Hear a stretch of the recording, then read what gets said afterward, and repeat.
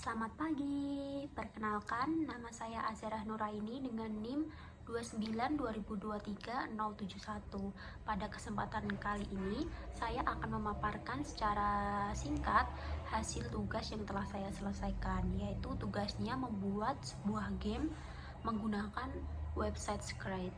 Game yang telah kita buat menggunakan website Scratch ini nantinya bisa kita jadikan sebagai media pembelajaran yang dapat dijadikan sebagai pendukung untuk siswa dapat memahami materi dalam pembelajaran. Game yang telah saya buat ini judulnya Hungry Shark. Game Hungry Shark ini itu merupakan game petualangan di bawah laut, di mana pemain atau kita yang memainkan game ini itu dapat mengendalikan seekor hiu yang lapar dan mencari mangsa. Hiunya ini itu bisa memakan segala jenis ikan dan juga ubur-ubur. Tapi hiunya itu juga harus melewati rintangan, antaranya itu ada ikan langka dan juga sampah. Di sini ada dua sampah, yaitu sampah kantong kresek dan juga sampah botol. Jadi ini tampilan depan, sini ada judul Hungry Shark, kemudian ada tombol main dan juga tombol petunjuk. Nah, di game ini ada beberapa sprite. Yang pertama itu tombol main, kemudian ada tombol petunjuk.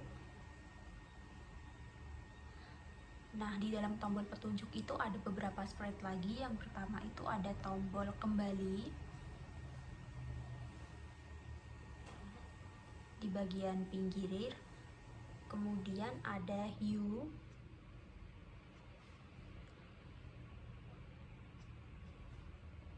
kemudian ada ikan Nemo, kemudian ada kata petunjuk. Kemudian sprite yang ada di tombol main itu ada ikan biru, kemudian ada sprite plastik, kemudian botol, kemudian ada juga ubur-ubur, ikan kuning, ada ikan banyak, ini maksudnya ikan kecil-kecil gitu ya. Kemudian ada ikan abu-abu ya, ikan abu-abu. Kemudian ada Nemo lagi, ada juga di bagian tombol main. Kemudian hiu,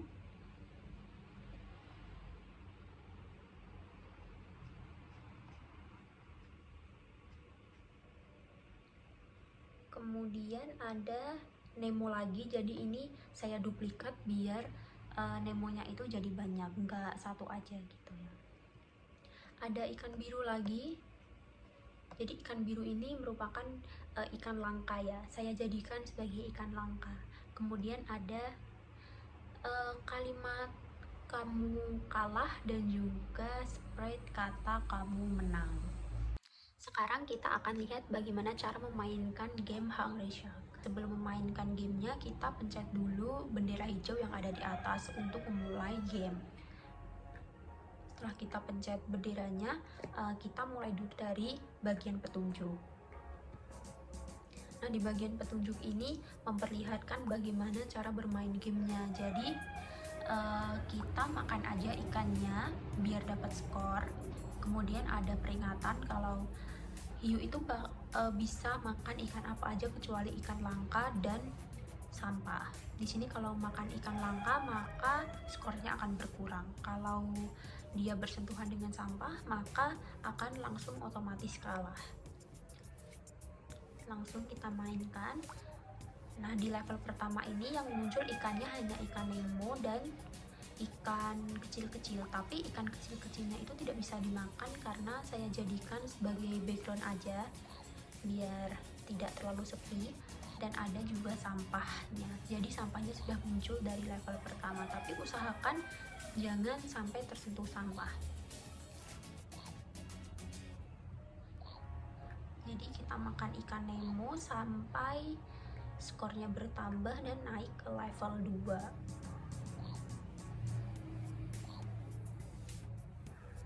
Nah, di level 2 ini bakal muncul ubur-ubur dan juga ikan tenggiri atau ikan yang warnanya abu-abu.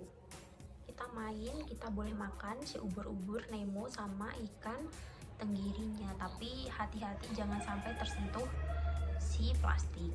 Nah, di level 3 ini bakal muncul ikan kuning dan juga ikan langka atau ikan biru. Jadi, jangan sampai memakan ikan langka dan juga terkena sampah plastik. Nah, kalau udah skornya udah 50, maka akan muncul tulisan kamu menang dan kembali lagi ke awal. Kemudian manfaat atau unsur pendidikan yang ada dalam game saya itu antara lain mengenai ekosistem laut, yaitu memberikan pemahaman dasar mengenai ekosistem laut, rantai makanan, dan hubungan antar spesies sebagai predator dan mangsa. Kemudian mengenai keanekaragaman hayati laut, memberikan pemahaman dasar mengenai keanekaragaman hayati laut, berbagai jenis makhluk hidup, serta ancaman pencemaran dapat merusak kehidupan laut. Kemudian membahas juga mengenai evolusi, yaitu konsep dasar evolusi, memberikan pemahaman konsep dasar evolusi bahwa makhluk hidup harus beradaptasi, bertahan hidup, dan berkembang biak di lingkungannya. Kemudian ini memberikan pemahaman mengenai pengaruh pencemaran sampah terhadap keberlangsungan ekosistem laut. Sekian pemaparan yang dapat saya sampaikan. Apabila masih ada kekurangan, error kode di game, dan juga